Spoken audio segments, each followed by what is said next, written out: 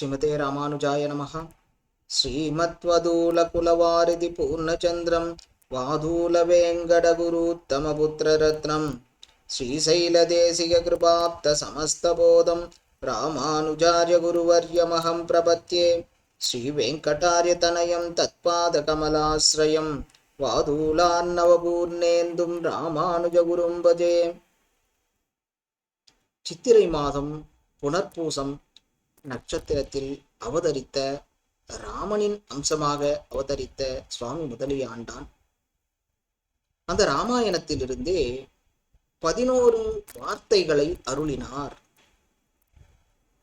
அது என்னென்ன வார்த்தைகள், அதனுடைய சுவாபதேவசம் என்ன அப்படிங்கிறத இங்கு காணலாம். சுவாமி முதலிய ஆண்டான் ஆத்மகுண பரிபூர்ணராகவும் அருளிச் செயலில் ஈடுபாடு நிறைந்தவராகவும் இருந்தார். முக்குறும்பு அறுத்திருந்தார். எம்பெருமானுடைய அவரில் ஈடுபட்டு ஆச்சாரிய பக்தியினை வெளிப்படுத்தினார். எம்பெருமானாரின் பாதுகையாக திகழ்ந்தார். திரிதண்டமாக ராமானுஜர் இவரை எண்ணினார். இப்படி ராமானுஜருடைய சரித்திரத்தில் இவருடைய சரித்திரமும் பின்னி பிணையப்பட்டிருந்தது.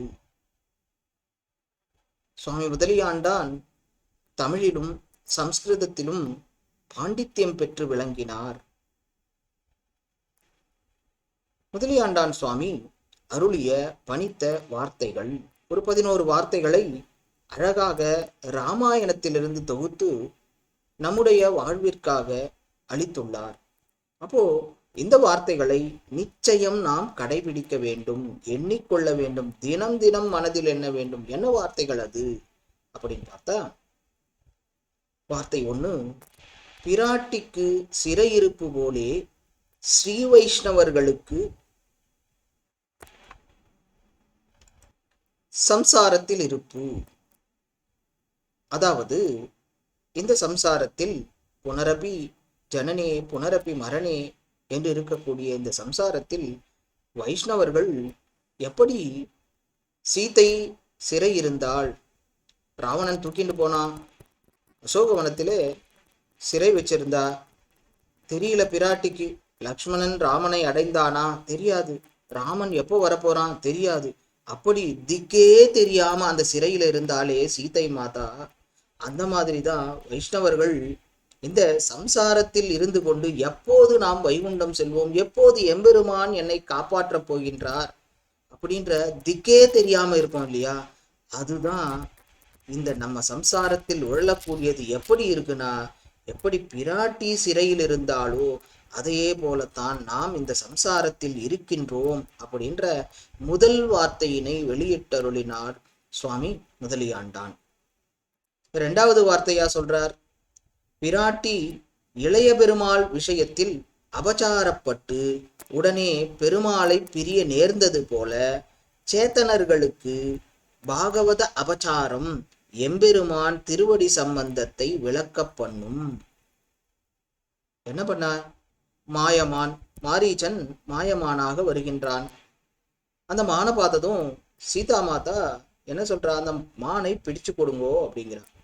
லக்ஷ்மணன் எச்சரிக்கிறார், இந்த மாதிரியான ஒரு நிறத்தில் மான் இருக்காது, இது ஏதோ மாயம்தான், அரக்கர்களுடைய மாயம்தான் நினைக்கிறேன், அது வேண்டாம் அப்படிங்கிறார். இருந்தாலும் பிராட்டி கேட்கிறா இல்லையா, அதனால ராமன் எம்பெருமான் அதை பிடிக்க முயலுகின்றார். அதன் பின் செல்லுகின்றார். தூர போயிட்டார். அங்க அந்த மாயமான் ஒரு மாதிரி குரல்ல கேட்கறது.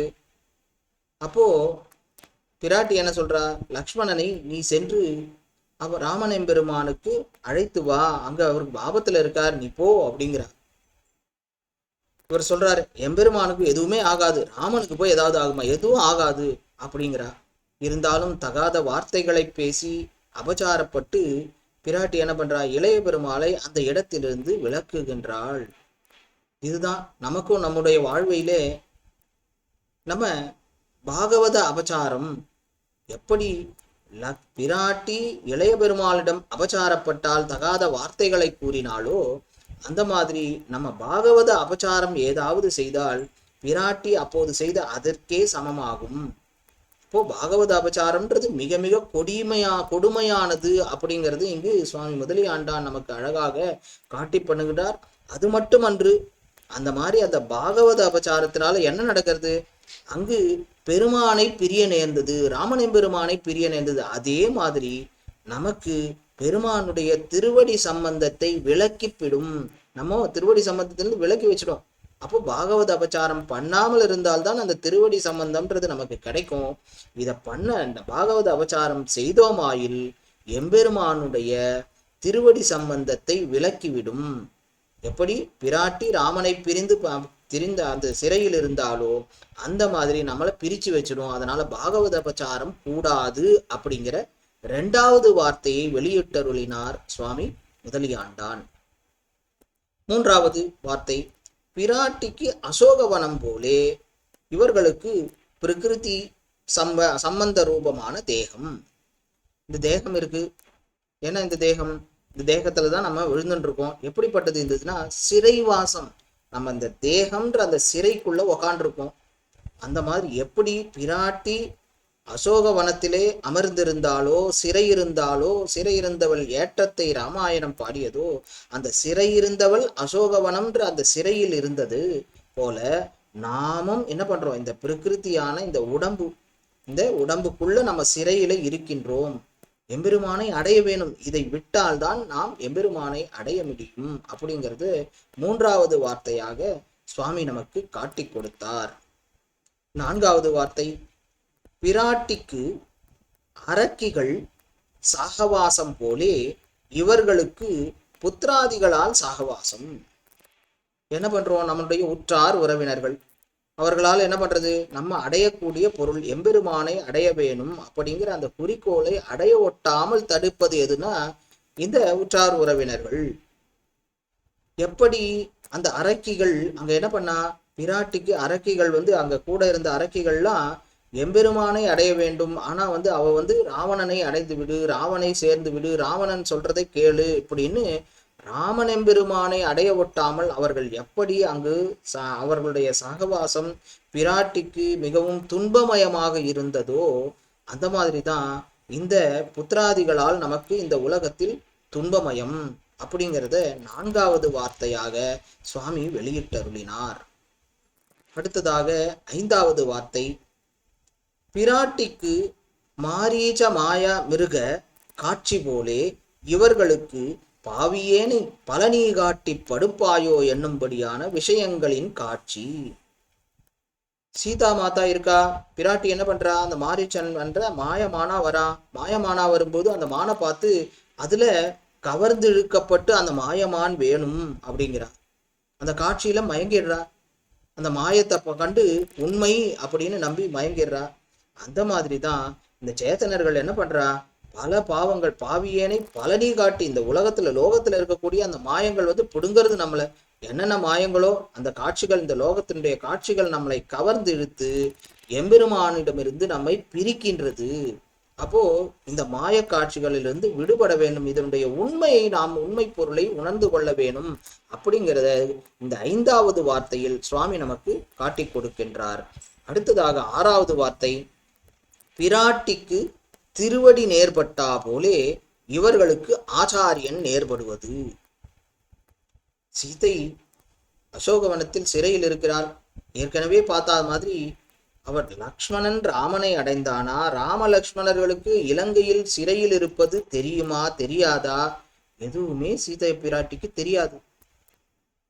அப்பதான் என்ன பண்றார், திருவடி அந்த சிம்சுபா மரத்திலிருந்து கீழே ராமாயணங்களை பற்றி சொல்லி அதுக்கப்புறம் நிறைய அடையாளங்களை கொண்டு தான் வந்தேன் அப்படின்னு திருவடி சம்பந்தம், அந்த திருவடி நேர்பட்டார் போலே நேர்பட்டவுடன் தான் சீதைக்கு என்ன பண்றது, ஒரு மூச்சே வருது.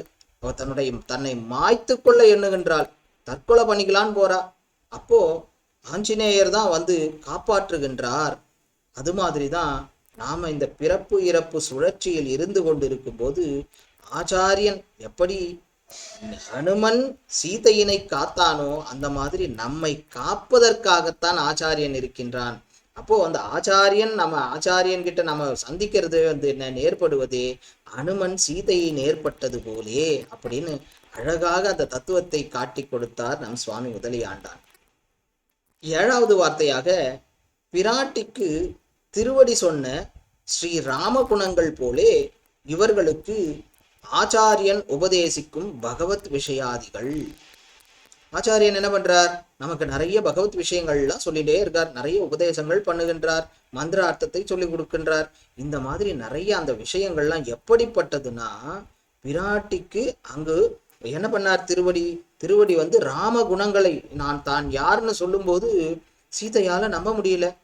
அது அரக்கனா, ஏன்னா அங்க அரக்கர்கள் தான் சூழ்ந்திருக்கா. இப்போ ராவணன் வந்துட்டு போறான், அந்த இடத்துல வந்து அனுமனா வரான். இந்த குரங்காக இருக்கக்கூடிய அனுமன் உண்மையா பொய்யா, அது ஒரு மாயமா இல்ல ராவணனால் அனுப்பப்பட்ட ஒரு ராட்சசனா தெரியாது பிராட்டிக்கு. அப்போ என்ன பண்றார் அனுமன், ராமனுடைய குணங்களை சொல்லுகின்றார். தான் ராமனுடைய அடியவன் என்பதை காட்டுறதுக்கு ராமனுடைய குணங்களை பத்திலாம் சொல்றார். அதை வச்சுட்டுதான் சீதைக்கு அவன் மீது நம்பிக்கை ஏற்படுகின்றது. அந்த மாதிரி இங்க என்ன பண்றார் ஆச்சாரியன், நமக்கு எப்படி ராமனுடைய குணங்களை அங்கு அனுமன் கூறினானோ அந்த மாதிரி ஆச்சாரியன் நமக்கு பகவத் விஷயங்களை நிறையவே சொல்லி கொடுக்கிறார். என்னென்னலாம் செய்யணும், என்ன செய்யக்கூடாது அப்படிங்கிறத ஆச்சாரியன் மூலமாக நாம் பெறுகின்றோம் அப்படிங்கிறத இங்கு சுவாமி நமக்கு அழகாக 7வது வார்த்தையாக காட்டி கொடுத்தார். பிராட்டிக்கு அனுமன் மீது நம்பிக்கை வராத போது அனுமன் என்ன செய்தார்னா நிறைய அடையாளங்களை சொல்றார். பெரியாழ்வாரும் அந்த அடையாளங்களை அழகாக பாடுகின்றார். நெறித்த கருங்குழல் அந்த பாசுரங்களிலே 3ஆம் பத்திலே அழகாக தெரிவிக்கின்றார். மைத்தகுமா மலர்குழலாய் வைதேவி விண்ணப்பம் ஒத்தபுகள் வானரக்கோன் உடனிருந்து நினைத்தேட அப்படின்னு ஒவ்வொன்றா சொல்லி முடிக்கிறார். நிறைய அடையாளங்களை காமிக்கிறார். 10 அடையாளங்களை சொன்னதுக்கு அப்புறம் பிராட்டிக்கு நம்பிக்கை வருகிறது. அதுக்கப்புறம் நம்பிக்கை வந்ததுக்கு அப்புறம் கடைசியா அந்த திருவாழி மோதிரத்தை எடுத்து சீதை பிராட்டி கிட்ட கொடுக்கிறார்.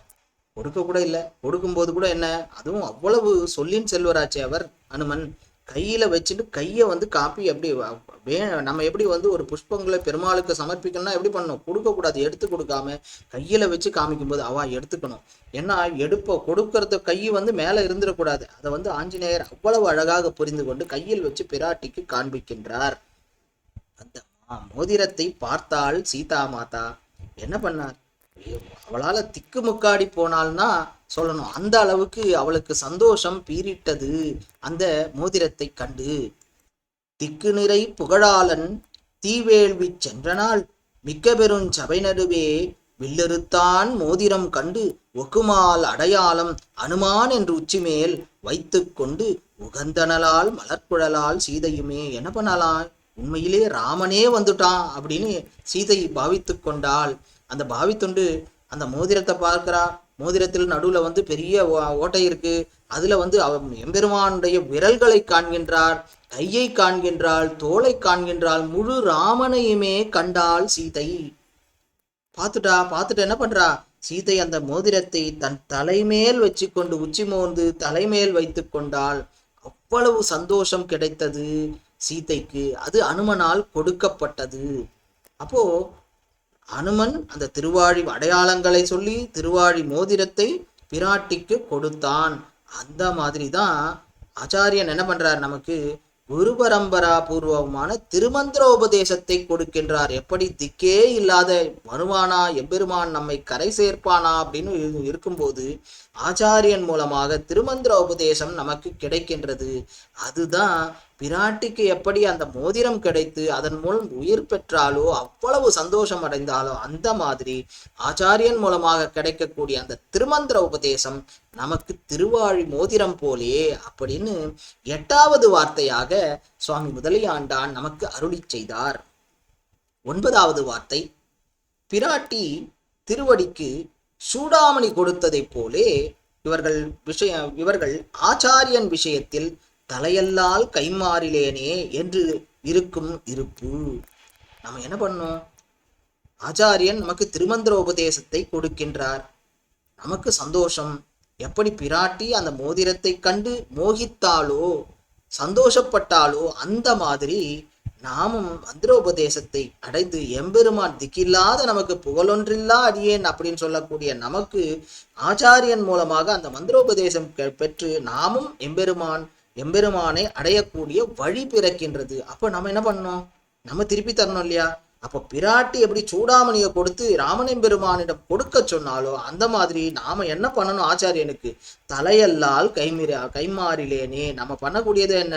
நான் எதுவுமே இல்லை, எல்லாத்தையும் நான் தான் எதை வேணாலும் பண்றதுக்கு தயாரா இருக்கேன், எதையும் செய்ய கடவன் அப்படின்னு நாம் நன்றியுணர்ச்சியுடன் ஆச்சாரியனிடத்தில் இருப்பதுதான். அப்படி ஆச்சாரியனிடத்தில் நான் எதுவும் தலையல்லால் கைமாறிலேன்னு அந்த அளவுக்கு ஆச்சாரிய பக்தி, ஆச்சாரியத்திலே அன்பு பெருக்கோடு இருப்பதுதான் அப்படிங்கிறத 9வது வாக்கியத்தில் சுவாமி முதலியாண்டான் நமக்கு காட்டி கொடுக்கின்றார். 10வது வார்த்தையில பிராட்டிக்கு ஸ்ரீ விபீஷ்ண ஆழ்வானது திருமகளாருடைய சாகவாசமும் பேச்சும் தாரகமாயிருந்தது போலே இவர்களுக்கு பாகவத சாகசமும் அவர்களுடைய திவ்ய சூக்திகளுமே தாரகமாயிருக்கும். சிறையில இருக்கா அசோகவனத்துல, என்ன பண்றதுன்னே தெரியல. ராவணன் மிரட்டிட்டு போறான், என்னோட ஆசைக்கு இணங்க வேணும், இல்லைன்னா என்ன பண்ணுவேன், நான் சாப்பிட்டுடுவேன் உன்னை அப்படின்னு சொல்லிட்டு போறான். என்ன என்னோட அறைக்கு வரையா, இல்ல சமையல் அறைக்கு போக போறியா, உன்னை வெட்டி சாப்பிட்டுடுவேன் அப்படின்னு மிரட்டிட்டு போறான். என்ன பண்றதுன்னே தெரியல. அப்போ அந்த பாலைவனத்துல ஒரு சோலைவனமாக வந்தது யாருன்னா திரிசடைன்ற விபீஷ்ண ஆழ்வானுடைய குமாரத்தி. அவள்தான் சீதை பிராட்டியை பார்த்து சொல்றா, நான் ஒரு கனவு கண்டேன். இந்த கனவுல ராவணனை பிடிச்சி தென் திசைக்கு ஆஷின் போறா. கண்டிப்பா ராமன் வரப்போறான், நீ கவலையே படாத, நீ வருவான், கண்டிப்பா ராமன் வருவான் அப்படின்னு தான் கண்ட கனாவினை சீதைக்கு சொல்லி அவளை தேற்றுகின்றாள். அவ ரொம்ப துக்கித்து இருக்கக்கூடிய அந்த நேரத்தில் ஆறுதலான வார்த்தைகள் சொன்னது அந்த திரிசடைன்ற அந்த விபீஷ்ண ஆழ்வானுடைய குமாரத்தி அப்படிங்கிறத நம்ம ராமாயணத்தில் அழகாக காணப்படுகின்றோம். அந்த மாதிரியே இங்க நமக்கு எப்படி இருக்கணும்னா, இங்க பாகவதர்களுடைய சாகவாசம், அதுதான் அவர்களுடைய திவ்ய சூக்திகள். எப்படி திரிசடையினுடைய வாயிலிருந்து வந்த அமுதமொழியாக இருந்தது சீதை பிராட்டிக்கு அந்த நேரத்திலேயோ, அந்த மாதிரி தான் பாகவதர்களுடைய சாகவாசமும் அவருடைய திவ்ய சூக்திகளும் தான் நமக்கு உயிர்ப்பிக்கக்கூடியது, நம்மை ஆசுவாசப்படுத்தக்கூடியது என்றது நமக்கு இந்த வார்த்தை மூலம் தெரியும். எப்படி திரிசடையுடைய சாகவாசம் பிராட்டிக்கு நன்மை பயத்ததோ, எப்படி திரிசடையுடைய வார்த்தைகள் அவருடைய கனவு, அவருடைய தேற்றுவது அப்படின்னு அது பிராட்டிக்கு நன்மை பயத்ததோ, அவளை தேற்றியதோ, அதே மாதிரி நமக்கு பாகவத சாகவாசமும் அவர்களுடைய திவ்ய சூக்திகளும் மட்டும்தான் நம்மை தேற்றக்கூடியது அப்படிங்கிறத சுவாமி முதலியாண்டான் இந்த 10வது வார்த்தையில் நமக்கு காட்டி கொடுக்கின்றார். 11வது வார்த்தை, பெருமாள் பிராட்டி இருந்த விடத்தே விரோதிகளை கிழங்கெடுத்து அவளை கொண்டது போலே எப்படி பண்றார்? ராமனெம்பெருமான் இலங்கைக்கே வருகின்றார். இலங்கைக்கு அங்கு ராவணனை அழித்து பிராட்டியை கை கொள்ளுகின்றான். பிராட்டிக்கு இல்லாத பராக்கிரமமா, பிராட்டிக்கு இல்லாத பலமா? எப்போ அனுமன் கேட்கின்றான், அம்மா நீங்க என் தோல்ல உட்காந்துக்கோங்க, வந்துருங்க, நான் இப்பவே உங்களை ஆஷின் போயிடுறேன் அப்படிங்கிறான். பார்த்து பிராட்டி சிரிக்கிறா, நீ சொல்றது சரிதான், ஒண்ணு பரபுருஷர்களிடத்தில் நான் வரக்கூடாது, ஒண்ணு, ரெண்டாவது இன்னொன்னு, நான் வந்துட்டேன்னா நீ உனக்கு சக்தி கொடுத்தேன், உனக்கு வால்ல தீ வைக்கும் போது அதை சுடாமல் இருக்கக்கூடிய அளவுக்கு நான் தான் பண்ணேன். இந்த இலங்கையே எரியும் போது நான் இருக்கக்கூடிய இந்த அசோகவனம் எரியல. அப்படி இருக்கக்கூடிய எனக்கு நானே பராக்கிரமமா கடந்து வர்றது முடியாதா? முடியும். இருந்தாலும் ஏன் இங்கு அமர்ந்திருக்கிறேன், ஏன் உக்காண்டிருக்கேன் அப்படின்னா, எம்பெருமான் ராமன் என்னை கை கொள்ள வேணும், அவனுடைய பராக்கிரமத்தின் மூலமாகத்தான் நான் இருக்க வேண்டுமே ஒழிய என்னுடைய பராக்கிரமத்தினால் நான் இருக்க வேண்டியது இல்லை, அவசியமற்றது, அப்படி இருக்கவும் கூடாது அப்படிங்கிறது தான் பிராட்டி அங்கு காட்டி கொடுத்தால். அதைத்தான் பெருமான் எப்படி பிராட்டி இருந்த இடத்துக்கே, அவளுடைய இடத்துக்கே அந்த விரோதிகளை எல்லாம் கிழங்கெடுத்து ராவணாதிகளை வென்று அவளை கை கொண்டது அப்படின்றது ராமாயணத்தில் காட்டப்படுகிறது. அதே மாதிரி எம்பெருமான் நம்மளை எப்படி இது பண்றார்? ஆவாரார் துணையன்னு அலைநீர் கடலுள் அழுந்தும் நாவாய் போல பிறவிக் கடலில் நின்று துலங்கக்கூடிய நம்மை எப்படி பண்றார் பெருமாள்? பொய் நின்ன ஞானமும் பொல்லா ஒழுக்கும் அழுக்குடம்பும் ஆகிற அந்த விரோதிகளை எல்லாம் அழித்து, இந்த அழுக்குடம்பு பொல்லா ஒழுக்கு எல்லாத்தையும் அழிக்கிறார். நம்ம கிட்ட இருக்கக்கூடிய குணாதிசயங்கள், தேவையில்லாத குணங்களை எல்லாம் அழித்து ஒழுக்குகின்றார். ஞானத்தினை கொடுக்கின்றார். நல்ல ஞானத்தினை கொடுத்து மற்றவர்களை அழித்து நம்மிடமே வந்து நம்மை காத்து காக்கின்றான் எம்பெருமான். அப்படி அழித்து ஒரு கோவையாக்கும்படி யார் கூட நம்மளை போய் சேர்த்து வைக்கிறார்? நித்திய முக்தர்களுடன் நம்மை சேர்த்து வைக்கின்றார். வைகுண்டத்துல நித்திய முக்தர்களும் இருக்கின்றார்கள். நம்மை, அதாவது இந்த மாதிரி எம்பெருமானுடைய அவனுடைய பரிவினால் நாம் அங்கு சென்று அடைகின்றோம். அப்படிப்பட்ட நம்மையும் சென்று நித்திய முக்தர்களுடைய ஒரே கோர்வையிலே எம்பெருமான் வைத்துக் கொள்ளுகின்றான். ஒரு மணி இருக்கு, நித்தியமா அவங்க கிட்ட இருக்கு. அந்த மணியோட இந்த மணியையும் நம்மளும் மணியா போய் அங்க சேர்றோம். அப்படிங்கிறது தான் இங்கு சுவாமி முதலியாண்டான் காட்டி கொடுக்கிறார் நமக்கு. எப்படி பெருமாளே வந்து சீதை பிராட்டி அவரிடத்தில் வந்து அங்கு எதிரிகளை அழித்து அவளை கை கொண்டானோ, அந்த மாதிரியே எம்பெருமான் நம் பிறவி கடல்ல நாம வந்து தத்தளிச்சுட்டு இருக்கோம். அப்படிப்பட்ட நம்மிடமே எதிரிகள் இருக்கா. இந்த பஞ்சபூதங்கள்ல இருக்கக்கூடிய அந்த இந்த உடம்பு அதே எதிரி, நம்முடைய இருக்கக்கூடிய அவயங்கள் அதுவும் எதிரி. அப்படிப்பட்ட ஞானேந்திரியம், கர்மேந்திரியம் சொல்றோம், அது எல்லாமே வந்து நமக்கு எதிரியாக இருந்து கொண்டிருக்கின்றது. அப்படிப்பட்ட எதிரிகளை அழித்து ஞானத்தினை கொடுத்து எம்பெருமான் தன்னிடம் எடுத்துக்கொண்டு செல்லுகின்றான். நித்திய முக்தர்களுடன் சேர்த்து நம்மையும் கோவையாக்கி அவன் ரசித்து பார்க்கின்றான். அப்படிங்கிறதையும் இந்த 11வது வார்த்தையில் சுவாமி முதலியாண்டான் அழகாக காட்டி கொடுக்கின்றார். இப்படி 11 முத்தான வார்த்தைகள் ராமாயணத்தை வச்சுட்டு நமக்கு எப்படி இருக்கணும், ஒவ்வொரு சேத்தனர்களும் எப்படி இருக்க வேணும் அப்படிங்கிறத சுவாமி முதலியாண்டான் நமக்கு அழகாக காட்டி கொடுத்துட்டு இருக்கின்றார். இதனை ஒவ்வொருவரும் தினமும் நாம் கடைபிடிக்க வேணும். ஒவ்வொரு நிமிஷத்திலையும் நம்ம இதை நினைச்சுக்கணும்ன்றது தான் சுவாமி முதலியாண்டான் நமக்கு பணித்த வார்த்தைகளான இந்த 11 வார்த்தைகள். அத்திகிரி அருளாளர் அடிபணிந்தோன் வாழியே, அருட்பச்சை வாரணத்தில் அவதரித்தான் வாழியே, சித்திரையில் புனர்பூசம் சிறக்க வந்தோன் வாழியே, சீர்பாடிய மீடு முதல் சீர்பெறுவோன் வாழியே, உத்தமமாம் வாதூலம் உயர வந்தோன் வாழியே, ஊர்த்திருந்த சீர்பாதம் ஊன்றினான் வாழியே, முத்திரையும் செங்கோலும் முடிபெறுவோன் வாழியே, முதலியாண்டான் பொற்பதங்கள் ஊழிதோறும் வாழியே. ஸ்ரீமதே ராமானுஜாய நமஹ.